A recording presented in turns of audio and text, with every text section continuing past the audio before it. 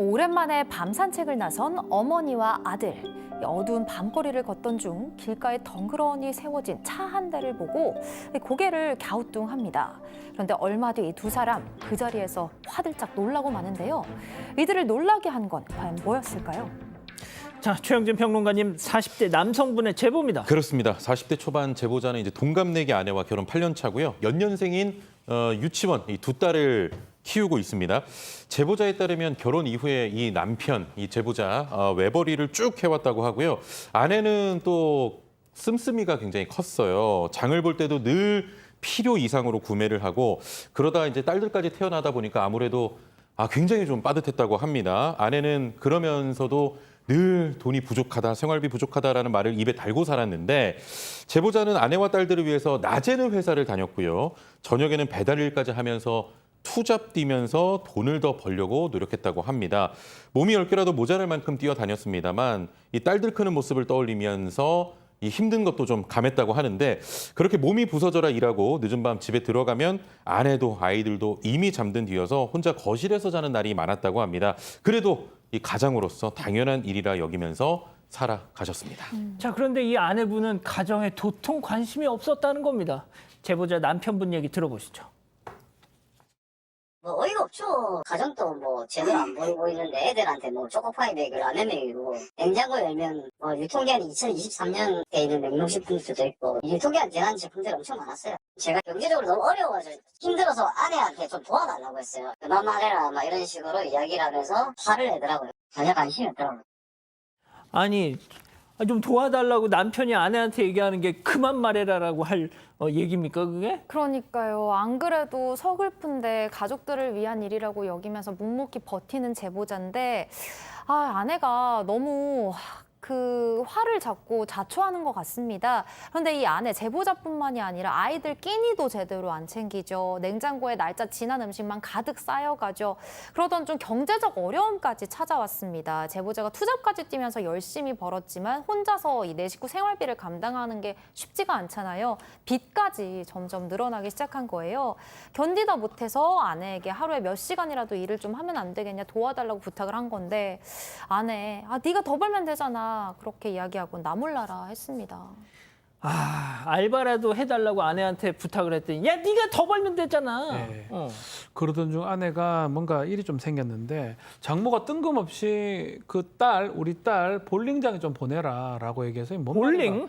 확인해 보니까 빚을 내서 볼링장을 이 처가에서 차렸던 것 같습니다. 뭐 매몰차게 거절하기가 좀 그래서 또 용돈벌이를 할 겸 아내를 볼링장에 보냈는데 이제 그게 문제의 시작이었던 것 같습니다. 그때부터 아내가 아이들을 유치원 보내고 나면 매일 볼링장에 갔고요. 가정에는 관심이 없어지고 볼링 치다가 아이들 하원을 잊은 적도 있었다고 합니다. 또 한술 더 떠서 볼링대에 나가겠다면서 주말에도 아이들 내팽개치고 온종일 연습에만 몰두했다고 합니다. 아니 뭐 선수할 것도 아닌데 뭘 저렇게 애들까지 팽개치고 볼링을 쳐. 네, 그러니까 뭐 이제 아이들마다 뒷전으로 팽개치고 이제 볼링만 하니까 꾹 참았다가 도저히 안 되겠다 싶어가지고 이렇게 얘기를 했어요. 도대체 당신한테는 볼링이 먼저야, 가정이 먼저야?라고 얘기했는데 진지하게 물었습니다. 조금도 고민 없이 볼링이야라고 답을 한 거예요. 아니 아무리 볼링에 흠뻑 빠져 있어도 볼링을 선택했다고요? 네, 뭐 고민도 안 하고. 애들 가정이야 볼링이야 했더니 그냥 금방 볼링이야 이렇게 얘기를 한 건 거예요. 너무 놀란 거예요. 그래서 이런 대답은 상상도 못했었기 때문에 그럼 차라리 이렇게 살 거면 이혼을 하자라고 얘기를 했어요. 근데 이 제보자께서는 진짜 이혼을 하자 뭐 이런 게 아니라 제발 좀 정신 좀 차려라 아이들 좀 돌봐라 뭐 이런 마음으로 했어요. 그랬더니 이 아내 또 기다렸다는 듯이 그러자. 라고 얘기를 하는 거예요. 깜짝 놀라셨죠, 이 제보자께서. 그런데 진짜로 얼마 지나지 않아서 아이를 데리고 나가버렸습니다. 자, 제보자 남편분 얘기 이어서 들어보시죠.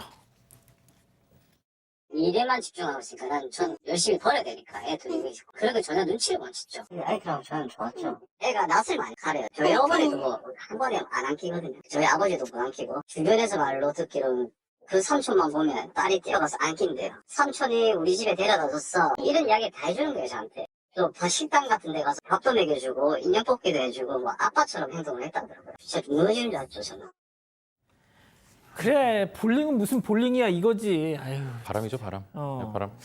아내가 이제 집을 나간 뒤로 제보자의 연락을 전혀 받지 않았는데 그러던 어느 날 힘들어하는 제보자를 위해서 어머니가 오신 거예요. 저녁 식사도 차려주고 그리고 모처럼 밖에 이제 좀 야외를 좀 거닐었는데 그렇게 걷던 중에 이 외진 곳에서 덩그러니 세워진 아내의 차를 우연히 발견했습니다.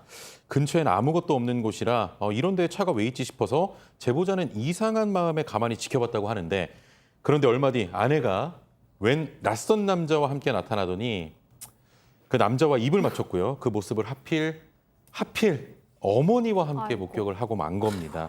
알고 보니 아내는 볼링장에서 만난 그 남자와 매도 중이었는데 아내에게 볼링을 가르쳐주고 함께 대회에 나갔던 사람이 바로 그 남자였습니다. 자, 볼링장에 꿀 발라놓은 것처럼 갔던 이유가 바로 이 이유 때문이었습니다. 그런데 끝이 아니었죠? 네, 이 남자를 만날 때 아내가 아이들도 데리고 다녔다고 해요. 그런데 낯도 심하게 가리는 둘째가 그 남자를 삼촌이라고 그러면서 정말 잘 따랐다고 하고요. 가장 충격적인 건 장모님은 이 사실을 다 알고 있었다고 합니다. 심지어 제보자한테 그 남자는 돈도 많고 우리 딸한테 잘하니까 여기서 정리해라 라는 말까지 했다고 해요. 이후에 제보자가 아이들을 그냥 데려오려고 처갓집에 찾아갔는데 아내가 문을 안 열어주고 오히려 경찰에 신고를 했다고 해요. 그리고 그 뒤로도 아이들이 보고 싶어서 아내한테 계속 연락을 했더니 아내 결국 제보자가 집 앞에 찾아와서 소란 피우고 원치 않는 연락까지 한다면서 스토킹으로 고소를 합니다. 아니 박 변호사님 네. 아무리 스토킹 이게 그런다지만 남편이 아내 찾아가는 게 스토킹이에요. 근데 이제 뭐 그게 또 접근 금지가 될 수도 있고 만약에 뭐 폭언이라든지 이런 게 있다면 법적인 판단을 받을 수 있습니다. 다만 아이들 만나는 거는 좀 가능할 것 같아요. 아이들 만나게 해달라. 지금 비록 뭐 별거 중이거나 아니면 이혼 소송 중이라고 하더라도 사전 처분으로 면접 고소권을 행사할 수 있습니다. 그런 것들을 좀 전문가 조언을 통해서 미리 아이들을 볼 수 있는 방안을 좀 마련하면 뭐 그거는 스토킹이라 보지 않기 때문에 권한을 행사할 수 있을 것으로 보입니다. 아유 교수님 어떻게 살아 이 아빠. 네, 이 아버지께서는 정말로 극심한 무력감과 극심한 배신감을 느끼실 수밖에 없죠. 너무 책임감 있게 열심히 살던 가장이었기 때문에 그리고 더더구나 속상한 거는 이제 본인의 어머니와 함께 이 장면을 봤기 때문에 그 마음의 상처나 트라우마가 2배, 3배가 될 수밖에 없습니다. 근데 저는 너무 속상하시겠지만 지금은 좀 냉정해야 될 때라는 생각이 들고요. 이 부인에 대해서는 더 이상 미련을 갖지 않으셔도 되지 그래, 않을까. 그런 아유, 여자잖아요. 네, 너무나 윤리적, 도덕적 염치도 없고 공감 능력도 없고 처가도 마찬가지인 것 같고요. 지금은 마음이 아프시지만 시간이 지나면 이제 좀 정리가 되실 거라고 보고 다만 아버지로서의 위치는 잡으셔야 되기 때문에 감정적인 것보다는 어떻게 하면 아이들은 지금 아빠가 싫어서가 아니라 그렇게 된 거 만들어진 거죠. 그러니까 아이들을 잘 지키실 수 있는 아버지로서의 자리는 잘 찾으셨으면 좋겠습니다. 제보는 사건 반장. 가족 여러분의 목소리를 사건 반장에 들려주세요.